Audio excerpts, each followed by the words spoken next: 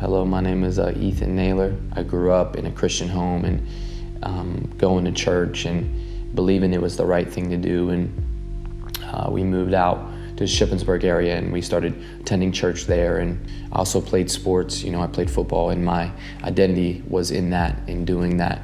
I had a girlfriend, you know what I mean? So, and whenever I loved hard and I fell hard, you know what I mean? So a lot of my identity was in that, and I needing affirmation and love always from my girlfriend. She thankfully decided to break it off, and that kind of devastated me because so much of my identity and everything was in her. I started smoking weed with my buddy, and it was just, something to do, something to pass the time. I almost didn't graduate high school because I was looking for love, whether it be through girls, at parties or the drugs and the alcohol. And at the time I wasn't living at home, I was living on campus, and it's pretty much like I had all this freedom, and the only thing that I made was practice. I didn't make class, I didn't make anything else. So before the school could kick me out, my second semester I withdrew, moved back home and with my dad, and I just started working. So I was like, I need to get my butt back in shape, I need to get myself back into school. So that's what I did. I started working out, and I started going to church because I believed that was the right thing to do. And my understanding of my relationship with the Lord was do good, get good.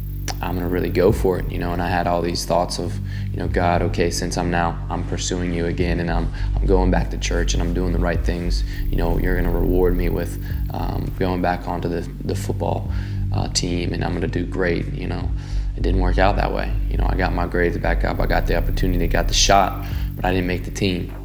But my identity was so much in that I crumbled. I resorted back to my old ways, started partying even more. The second time I went to the university, I was then kicked out. I was so empty, so unfulfilled, and just trying to search for something. And I didn't know, I had no ability in myself to do better. I wanted to. Now I feel like for years I lived with this condemnation day in and day out because I knew what I was doing was wrong, but I didn't know how to change. I had an opportunity to move to New York and spend time with my mom.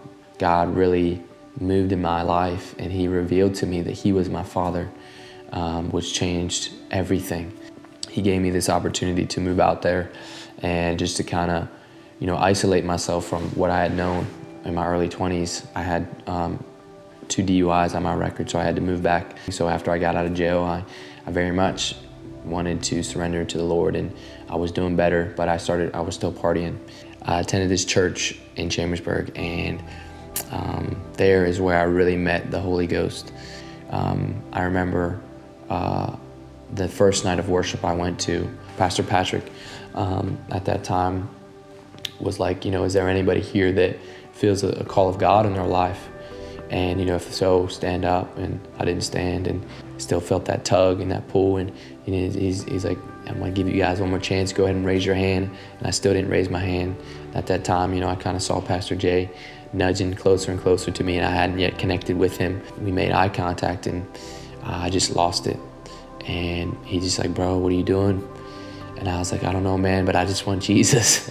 And that's who I am. And my pain doesn't write my story. Where I was, the places that I fail doesn't write my story. Jesus is the author and finisher of my life. And he's been instilling new identity and new truth in me. And ever since I've been plugged in here at Lifehouse, God has just been taking me from strength to strength and glory to glory. And that's where my identity lies. It's not in anything else. It's not in what I can do for him. It's not in the miracles. It's not in the signs. It's not in the wonders. It's in the fact that I am God's child, and that he is well pleased with me before I ever even did anything for him. He is already well pleased in me. And because of Jesus, I am filled and overflowing.